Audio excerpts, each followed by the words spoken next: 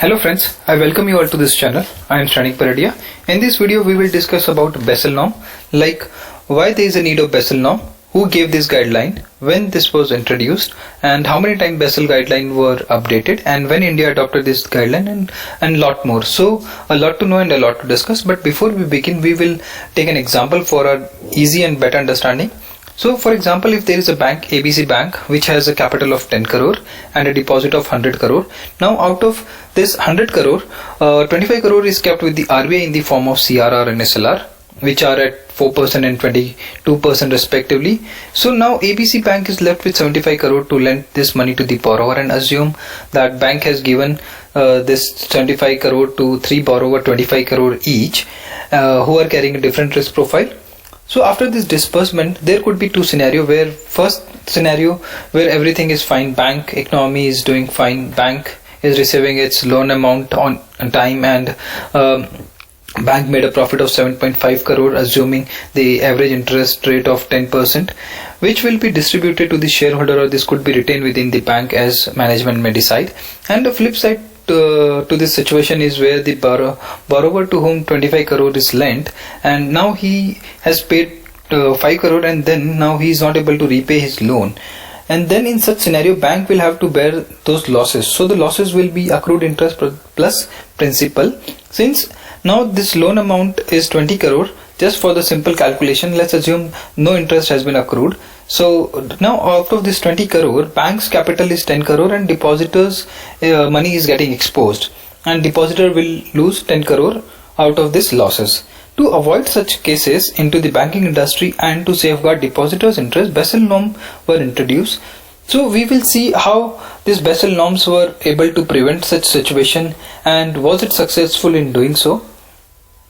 So now we will see that to safeguard depositors' interest, bank should have enough capital, but increasing capital will not help, and a lot of other factors also needs to be consideration. And now we will see some basic information on Basel. So Basel is a city in Switzerland, and it is the headquarter of BIS, where a group of central bank meets every 2 months with the common goal of financial stability within the banking industry. And at present it has 45 members from 27 jurisdictions, and India is one of the member. So these are the broad supervisory standard which focuses on risk of the bank and financial stability, and the main purpose of this accord is to have enough capital to meet all obligation and absorb all losses. In India, RBI is also a member of BCBS, and RBI prescribed more stringent and strict rule as compared to norms prescribed by the BCBS. And now in this slide we will see some extract from the BCBS, which says that this framework applies to all international active bank, whereas for the local bank, national supervisor may make it mandatory within their jurisdiction. Second text, which we have already covered in a previous slide, that the main objective of Basel norm is to safeguard depositors' interest, and bank should have sufficient capital. If we summarize, objective of BCBS is to resilience of the bank from economic and financial shock. Second is to promote the transparency in the banking system, and the third is that the bank should have sufficient capital, which will be measured by the capital adequacy ratio. And now we will look at Basel I.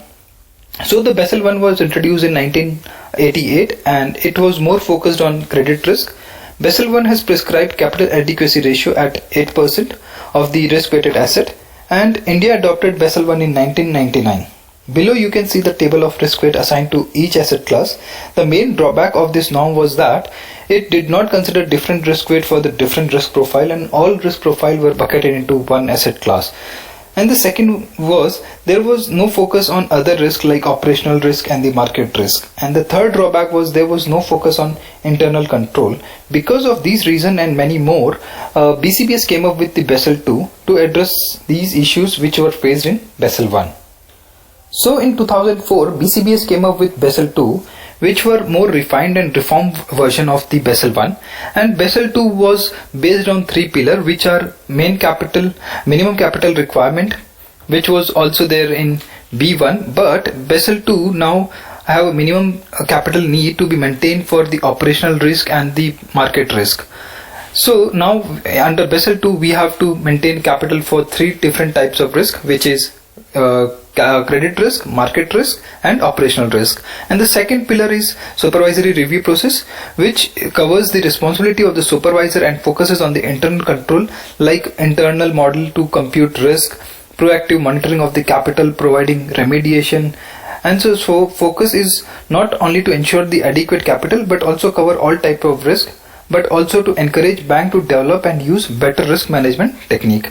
And the third pillar is market discipline, which is a disclosure requirement and which allow market participant to access key information related to the capital, risk exposure, risk assessment process, and lot more information.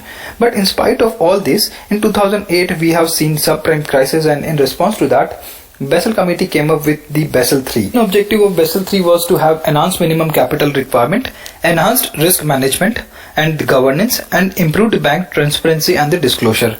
Major changes in Basel III are: Basel III gave more stricter and refined definition of capital. Better capital means better or the higher loss absorbing capacity. Basel II also introduced capital conservation buffer, which is additional buffer of 2.5%. The aim of this is to ensure that bank maintain a cushion of capital that can be used to absorb losses in the stress.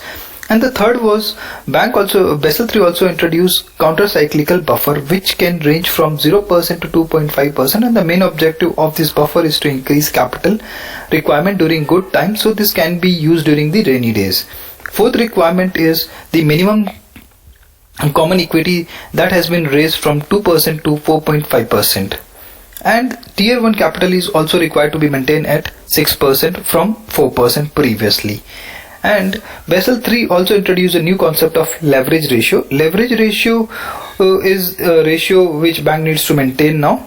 So on reviewing the 2008 crisis, a report suggested that value of asset fell down quicker than the assumed price, which was based on the historical experience, and the leverage ratio also serves as a safety net. And aim of this ratio is to put a cap on swelling of the leverage, and the leverage ratio is set at 3%. And another change in Basel III is liquidity ratio, where banks are required to hold liquid asset to meet its 30 days obligation. And the seventh concept was SIFI, and this is the central bank which identifies systematically important bank, and those banks are required to hold additional capital, and this is to prevent bankruptcy of big banks, because if one big bank is declared bankrupt, it will have a ripple effect in the banking industry.